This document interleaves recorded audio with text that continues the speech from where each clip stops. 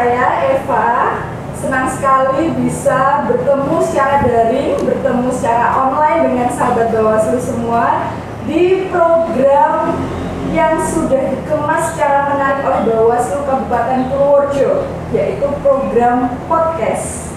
Nah, di hari ini saya sudah ada 2 orang narasumber dari anggota Bawaslu Kabupaten Purworejo. Beliau-beliau yang pertama yaitu saya perkenalkan dulu kepada sahabat Bawaslu, Bapak Rinto Haryadi SSI dan juga Ibu Widya Astuti SSM Par. Nah, beliau berdua ini nanti yang akan menemani kita semua untuk berbincang-bincang. Oke, tapi sebelumnya kemarin itu kita sudah melaksanakan Pilkada serentak di tahun 2024. Nah, mungkin saya langsung aja nih ke pertanyaan-pertanyaan terlebih dahulu nih kepada Pak Rinto Haryadi dulu ini Pak. Nah, kemarin kita sudah melaksanakan Pilkada 2024 nih Pak. Nah, hasilnya itu seperti apa ini Pak? Ya, hasil dari Pilkada 2024 alhamdulillah berjalan dengan aman prosesnya, yang dimenangkan oleh pasangan Julidion, ya. Pasangan Julidion berhasil memenangkan kontestasi Pilkada 2024 ini. Dan secara keseluruhan pelaksanaan Pilkada 2024 berjalan aman di Kabupaten Purworejo, lancar, tidak ada kendala, meskipun ada pernak-pernik, ya. Ada pernak-pernik, itu ada laporan yang masuk, ada temuan, itu sudah menjadi dinamika yang berlangsung di Pilkada 2024 ini. Oke, terus kegiatan Bawaslu saat ini itu setelah pemilihan tahun 2024 selesai ini ngapain aja ini? Ya, pada prinsipnya kami Bawaslu itu kan diamanati oleh undang-undang untuk terus melaksanakan pendidikan politik, meningkatkan partisipasi masyarakat, ya. Jadi setelah tahapan pilkada selesai, tugas kami tetap melaksanakan meningkatkan partisipasi masyarakat dengan berbagai program yang nanti akan kami laksanakan untuk melaksanakan pendidikan politik agar masyarakat itu terus kita latih untuk melek politik, karena kadang kan masyarakat acuh, ya, terhadap pesta demokrasi dengan politik, anggapan mereka kan politik itu kotor dan lain sebagainya, padahal kita tahu bahwa pesta demokrasi 5 tahunan ini merupakan momentum bersejarah untuk mengubah nasib bangsa atau mengubah nasib daerah, ya, dengan suksesi pergantian kepala daerah. Nah, sepertinya kalau tadi sudah disampaikan oleh Pak Rinto itu salah satunya pengawasan partisipatif. Nah, terkait dengan program yang hari ini kita laksanakan ini kan berarti salah satunya podcast. Podcast dikemas dengan hal yang baru ini. Nah, mungkin bisa diceritakan dari Ibu Widya, podcast hari ini itu perdana, ya Bu, ya, perdana. Dan namanya sendiri adalah Podcast Lensa Sahabat Bawaslu. Nah, kita tanya terlebih dahulu pada Bu Widya, kenapa nama program ini adalah Podcast Lensa? Iya, terima kasih Mbak Eva. Jadi kalau kita lihat sepanjang 2024 atau 2023 akhir itu kita nyaris vakum, ya, tidak ada kegiatan podcast semacam ini. Nah, kemudian tadi sudah disampaikan oleh Pak Rinto juga bahwa Bawaslu itu punya kewajiban untuk selalu memberikan edukasi tentang politik, ya. Nah, kemudian terkait dengan hal itu, maka kami, ya, kita semua Bawaslu Kabupaten Purworejo ini berikhtiar lah, ya Mbak, ya, berikhtiar supaya tadi Mbak Eva juga sempat bertanya kegiatannya apa ini setelah tahapan selesai, karena puncaknya hari ini kan pelantikan, ya. Jadi jangan dibilang kalau sudah selesai tahapan maka Bawaslu ini sudah tidak ngapa-ngapain gitu loh, Swiss nganggur lah istilahnya, tidak. Tadi sudah disampaikan Pak Rinto juga bahwa kita masih punya kewajiban untuk edukasi, makanya kenapa podcast ini kami kembangkan, ya, dengan format baru, ya, dengan tentu saja harapannya nanti ke depan akan terus lebih baik Nah, podcast ini kita namakan Lensa, yaitu lembar edukasi dan pengawasan. Artinya ini selaras Mbak, selaras dengan ikhtiar kita dalam mengedukasi. Kemudian utamanya adalah karena kita Bawaslu, maka edukasi ini terkait dengan pengawasan dan sebagainya. Nah, untuk edisi yang kali ini perdana Mbak di tahun 2025. Untuk nanti setelah ini tidak hanya selesai di sini, ini masih edisi pertama, kemudian nanti ada edisi-edisi berikutnya yang kemungkinan nanti di bulan puasa Mbak. Kita tidak berhenti karena puasa atau lemas dan sebagainya, tetapi kami masih akan tetap berupaya untuk selalu membuat podcast edisi-edisi berikutnya. Begitu Pak Rinto, kami sudah sepakat untuk melakukan podcast untuk yang berikut dan seterusnya gitu. Berarti nanti untuk podcast selanjutnya ini tentunya nanti mungkin akan ada narasumber Betul. Yang lain, iya. Ada pun juga host, mungkin nanti bisa juga ada yang ganteng, ada yang cakep, ada yang cantik-cantik. Ya, untuk host hari ini kan sangat cantik ya. Untuk perdana ini memang harus yang cantik supaya menarik ya. Aduh, saya jadi terharu. Iya. Oke, kita lanjutkan lagi. Nah, sahabat Bawaslu, saat ini di hadapan sahabat Bawaslu semua, di depan sahabat Bawaslu ini sudah ada sebuah buku yang sangat menarik. Dari covernya itu sendiri itu berwarna hijau, kemudian ada sebuah kotak ini, kotak suara, ada sebuah tunas pohon, mungkin ini bukit. Judulnya adalah Asa dari Desa. Kalau kita lihat di sini, mungkin ini sekitar tebalnya segini ya, mungkin sekitar 300 halaman. Nah, ini buku hari ini yang akan kita bedah di podcast Lensa Perdana edisi pertama ini. Nah, Bu Widya Astuti ini sendiri salah satu dari penulis buku Asa dari Desa. Nah, mungkin saya ingin bertanya kepada Ibu Widya, buku Asa dari Desa ini kenapa Ibu? Kenapa judulnya Asa dari Desa? Mungkin bisa diceritakan ke sahabat-sahabat Bawaslu semua, karena kan ini bisa dijadikan sebagai referensi bagi sahabat Bawaslu yang curious, yang penasaran tentang Bawaslu itu dari buku ini, latar belakangnya sehingga lahirlah buku ini tuh seperti apa Ibu? Iya. Ya, terima kasih Mbak Eva. Ini buku Asa dari Desa ya. Asa ini kan harapan ya. Jadi diharapkan dari skup yang terkecil. Nah kan ini ada negara, kemudian ada provinsi, kemudian ada kabupaten, kecamatan, dan desa. Dari wilayah yang paling kecil ini bisa tumbuh harapan.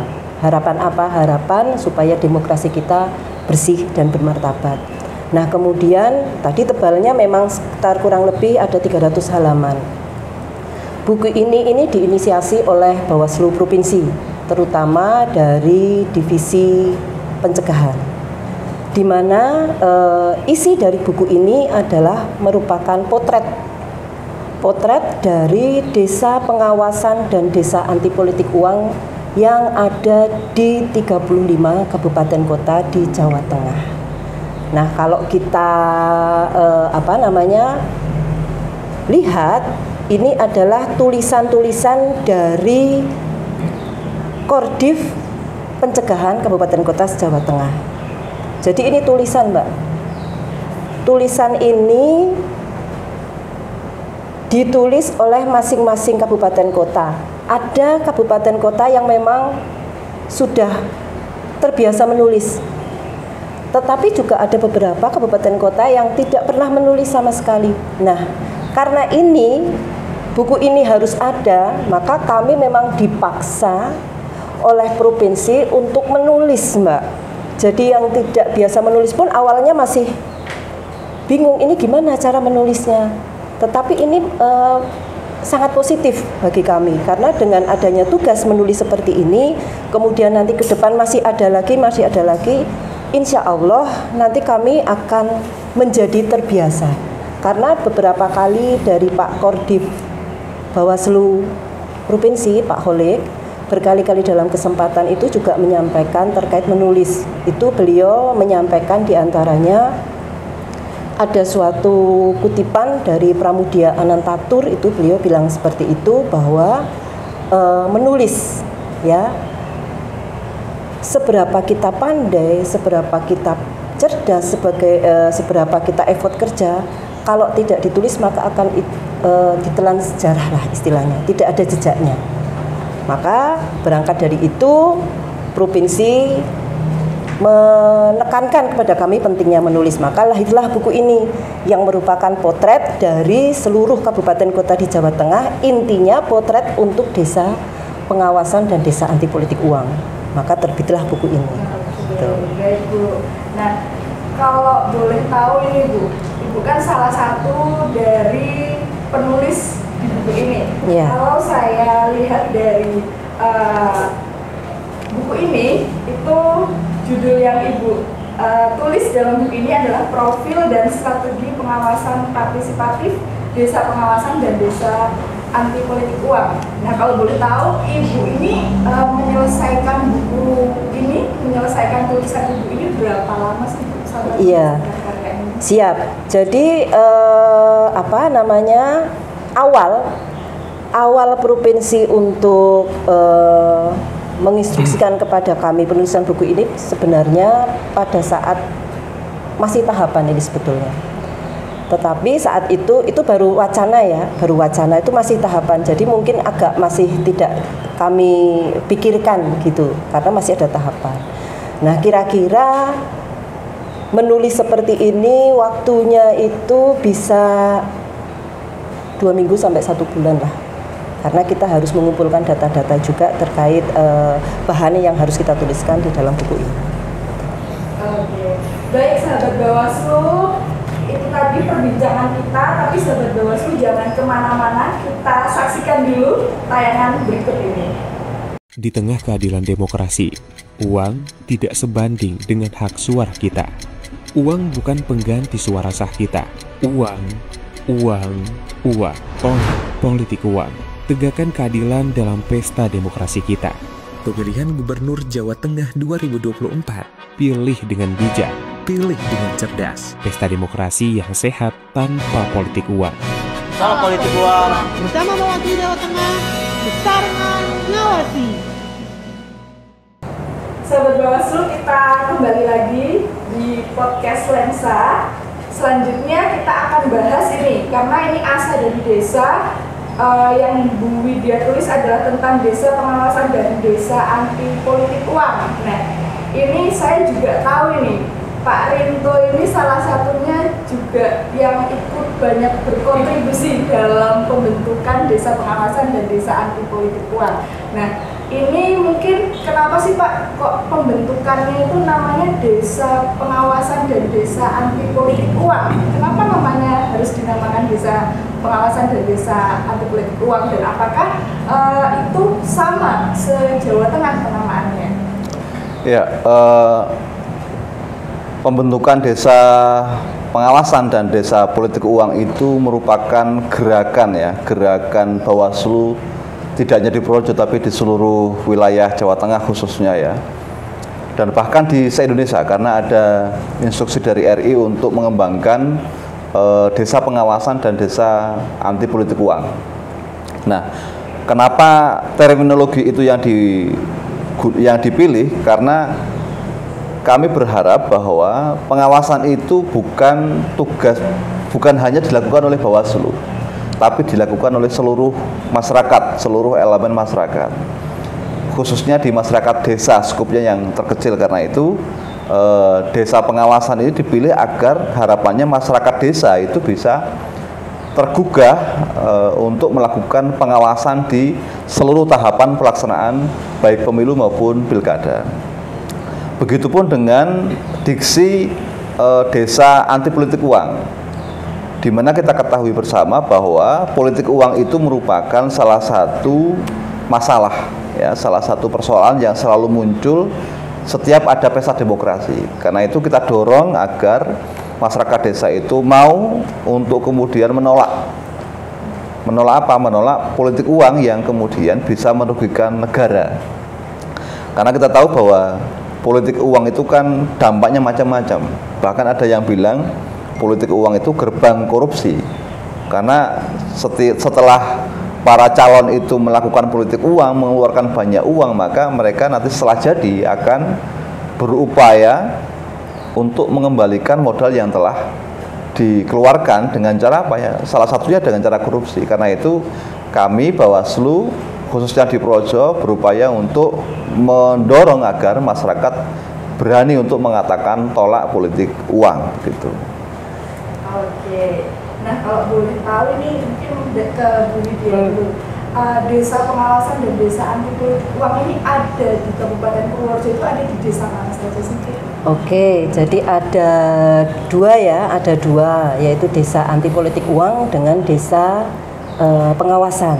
Nah, ini saya izin sambil melihat catatan ya Mbak Eva.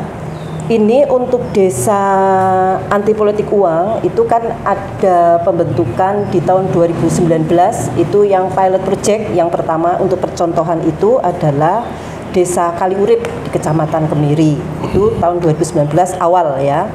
Nah kemudian setelah dirasa berhasil, kemudian Bawaslu Kabupaten Purworejo melakukan pengembangan terhadap desa-desa yang lain, yaitu ada di desa Sukoharjo, Kecamatan Kutoarjo, kemudian ada di desa Hargorojo, Kecamatan Bagelen, kemudian juga ada di Kampung Brengkelan, Kecamatan Purworejo, itu di tahun 2019. Nah kemudian di tahun 2021 itu kita pengembangan lagi, yaitu ada di desa Cacaban Kidul ya, Kecamatan Bener, desa Kaligono, Kecamatan Kaligesing, Bajangrejo, Banyuurip, dan desa Ngaglik, Grabak. Nah untuk ini ada Mbak, jadi ternyata di desa Hargorojo, Kecamatan Bagelen itu sebenarnya warga sana itu sudah tidak asing dengan istilah politik uang, karena mereka terbiasa dengan adanya istilah wuwur di sana. Jadi wuwur itu istilah yang menggambarkan anti politik uang. Jadi ketika di sana dibentuk desa anti politik uang, mereka sudah tidak asing, artinya familiar karena sama dengan istilah yang sering mereka gunakan itu. Nah kemudian yang kedua terkait desa anti politik uang atau kalau kita singkat ini APU Mbak ya, supaya tidak terlalu panjang, ada di Kampung Brengkelan, Purworejo. Nah ini sebenarnya pada saat kami datang ke sana untuk melakukan sosialisasi, mereka sangat interesting lah ya, sangat tertarik, bahkan mereka meminta supaya ada simbol bahwa di Kampung Brengkelan ini adalah kampung yang menolak politik uang. Dan setelah ada diskusi, maka disepakati bahwa akan ada stiker yang bertuliskan menolak politik uang, yang kemudian ditempelkan di rumah-rumah di Kampung Brengkelan tersebut. Itu. Nah kemudian yang untuk desa pengawasan ya Mbak, ini juga dibentuk oleh Bawaslu Kabupaten Purworejo. Ini di tahun 2019 ini kami membentuk ada desa pengawasan di desa Megulung Kidul, Kecamatan Kemiri, kemudian ada di desa Sedayu, Kecamatan Luano, dan desa Jogoboyo, Kecamatan Purwodadi. Di tahun 2021 kami kembangkan lagi desa pengawasan, yaitu di desa Klepu, Kecamatan Butuh, kemudian desa Susuk, Kecamatan Ngombol, desa Gunung Condong, Kecamatan Bruno, dan desa Ketawangrejo, Kecamatan Grabak. Dan kemudian di tahun 2023 kemarin kami kembangkan satu desa lagi, yaitu di desa Bugel, Kecamatan Bagelen. Itu Mbak Eva. Oke. Nah, kalau tadi sudah disampaikan oleh Bu Lydia, mana saja desa APU, mana saja desa pengawasan, nah mungkin saya ke Pak Rinto lagi nih. Pak, momen apa sih yang sampai saat ini tidak terlupakan saat pembentukan ataupun saat pembinaan dari desa pengawasan dan desa APU itu sendiri? Baik. Momen yang paling berkesan bagi Bawaslu itu ketika melakukan sosialisasi desa pengawasan maupun APU itu responnya banyak dominan di respon pembentukan desa anti politik uang atau desa APU. Karena ini isu sensitif soal politik uang, jadi respon mereka luar biasa. Artinya responnya itu berupa pertanyaan-pertanyaan yang menunjukkan bahwa mereka itu juga sangat antusias. Yang pertama yang ditanyakan kepada Bawaslu itu kan biasanya seberapa efektif pengawasan politik uang. Yuk kemudian apa hukumannya? Biasa sampai segitu. Terus kemudian ada yang mengatakan bahwa politik uang itu menurut sebagian orang itu justru menjadi berkah rezeki bagi masyarakat. Itu ada yang anggapannya seperti itu, sehingga kami perlu mendudukkan persoalan ini ke sesuatu yang sesuai dengan rel ya, sesuai dengan regulasi. Kalau dari kacamata ekonomi itu tentu akan politik uang itu mendukung perputaran uang karena terjadi persebaran uang yang luar biasa. Kacamata ekonomi masyarakat akan naik karena dapat uang kan begitu. Itu dari sisi kacamata ekonomi. Tapi dari sisi aturan undang-undang tentang pemilu maupun pilkada, bahwa pemberian uang itu dilarang secara undang-undang. Maka kemudian perlu kita tegaskan ke mereka, kita perjelas lagi posisi hukumnya, apakah boleh atau tidak. Ya kita jelaskan bahwa politik uang itu merupakan kegiatan yang tidak diperbolehkan dalam undang-undang. Bahkan itu masuk kategori pelanggaran pidana pemilu maupun pelanggaran pidana pemilihan.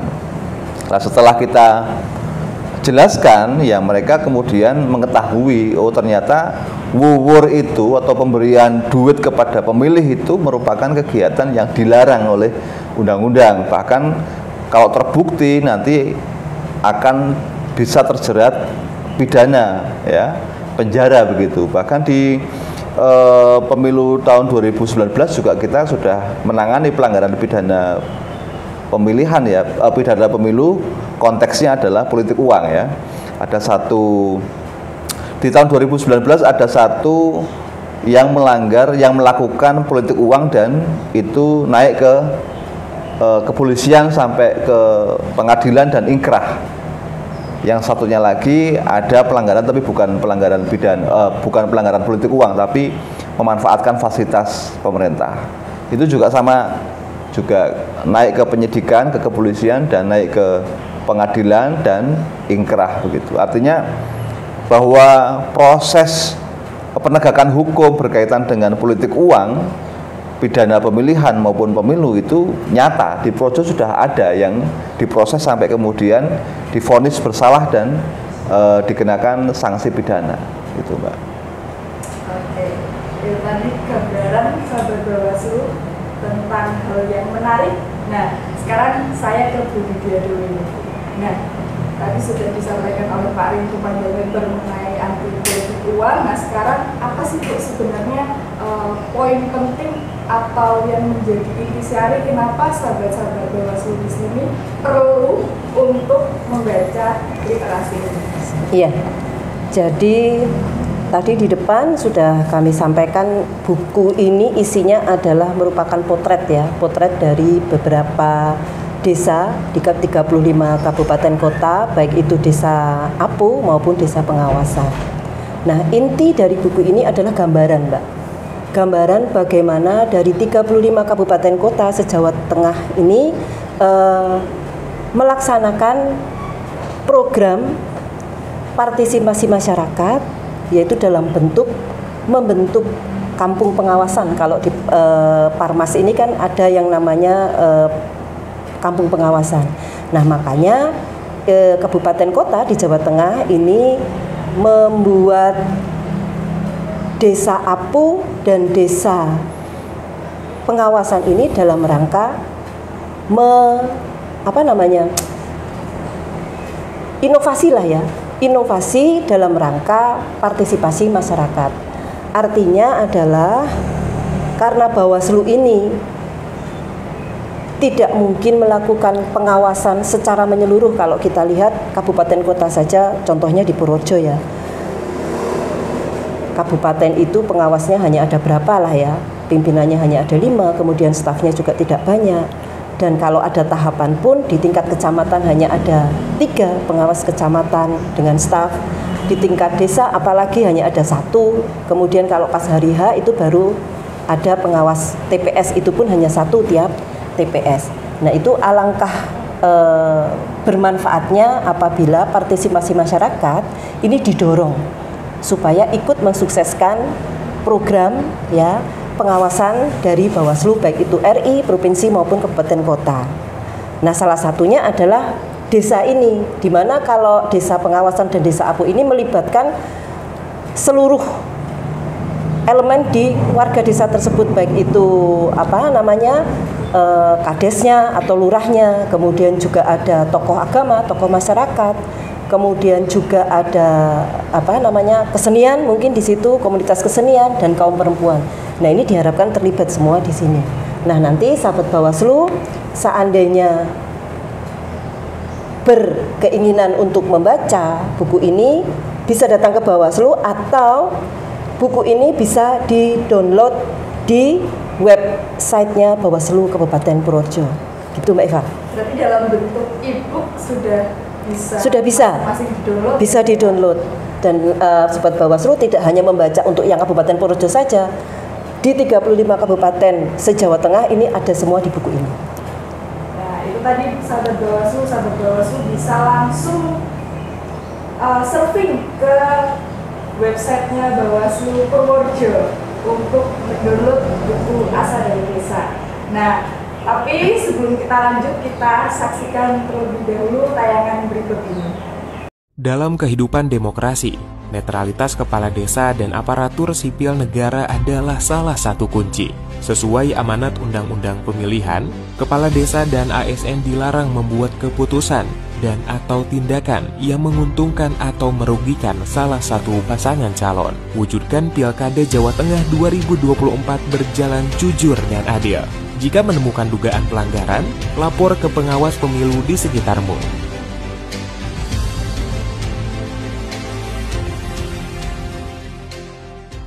Kita bertemu lagi sahabat Bawaslu dan akan kita lanjutkan. Ini adalah segmen yang terakhir sekaligus segmen penutup. Untuk itu langsung saja saya tanyakan ini Bapak dan Ibu, karena memang keterbatasan waktu maka harus kita selesaikan untuk segmen ketiga. Ini segmen terakhir. Nah, pertanyaannya adalah apa saja sih Bapak dan Ibu kendala yang dihadapi atau hambatan yang dirasakan oleh Bapak dan Ibu saat melakukan pembentukan, melakukan pembinaan ataupun dalam penulisan buku Asa dari Desa ini sendiri, dan apa sih harapan yang diinginkan oleh Bawaslu Kabupaten Purworejo itu sendiri untuk pengawasan partisipatif? Mungkin bisa dimulai dari Pak Rinto dulu, Pak. Baik. Kendala pembentukan atau pengawalan desa, pengawasan maupun anti politik uang itu yang pertama soal anggaran ya, soal anggaran.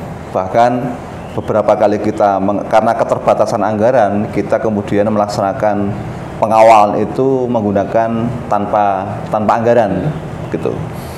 Itu satu kendalanya. Yang kedua soal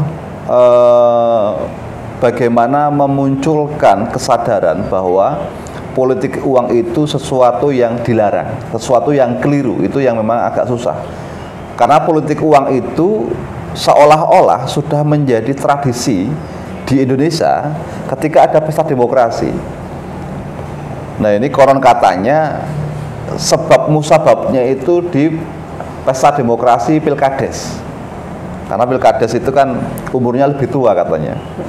Jadi pemilihan kades itu sudah melakukan politik uang. Nah, karena sudah berjalan bertahun-tahun, berpuluh-puluh tahun, maka kemudian politik uang itu seolah-olah menjadi sebuah kebenaran dan diperbolehkan seolah-olah. Tapi faktanya bahwa politik uang itu kan baik di pagelaran pemilu maupun pilkada itu sesuatu yang dilarang. Kalau di Undang-Undang Pemilu, di Undang-Undang 7 tahun 2017 bahwa terdapat pasal yang melarang adanya praktik politik uang, yaitu pasal 280 ya, 280, di mana pelaksana, peserta dan tim kampanye itu dilarang menjanjikan memberikan uang atau materi lainnya, baik secara langsung maupun tidak langsung, dan bla bla bla seterusnya.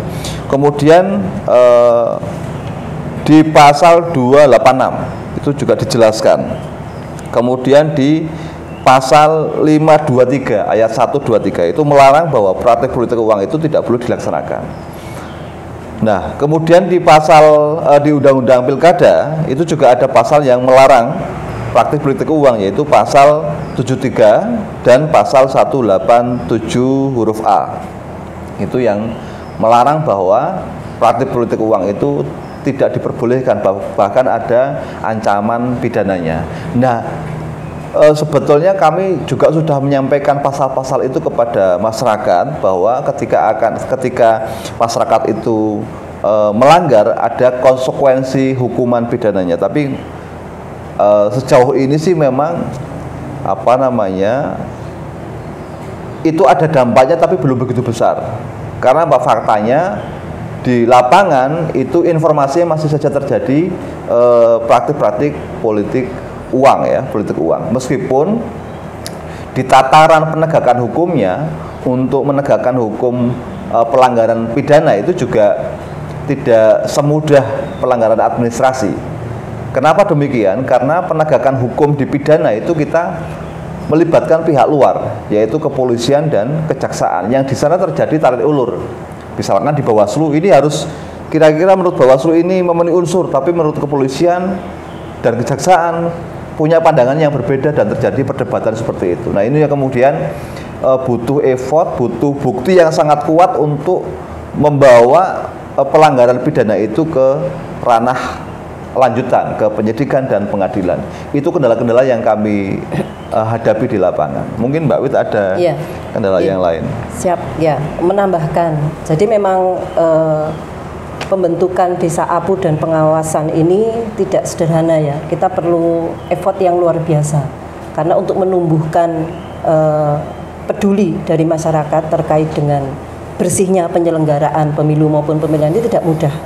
Maka tadi juga disampaikan Pak Rinto untuk menyadarkan bahwa pelanggaran politik uang itu ini loh sanksinya seperti ini. Sudah kami sampaikan berkali-kali, tapi itu pun kayaknya tidak cukup hanya sekali atau 2 kali pertemuan. Artinya untuk merawat desa APU maupun pengawasan ini kan tidak hanya sekali 2 kali, tapi kita perlu untuk merawat, memelihara untuk kedepannya. Karena pemilu ini tidak selesai di sini, Mbak Eva.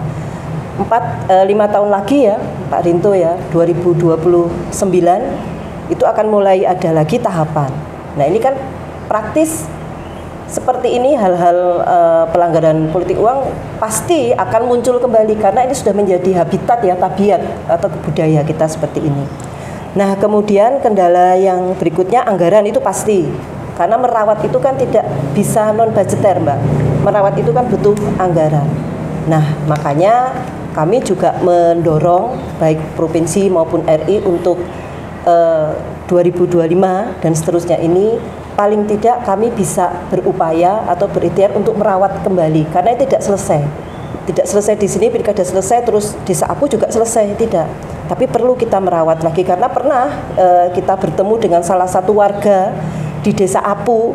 Ini ketika ditanya bagaimana desa APU-nya, Mas, desa APU apa? Beliau tidak tahu kalau desanya dia sendiri termasuk ke dalam desa APU.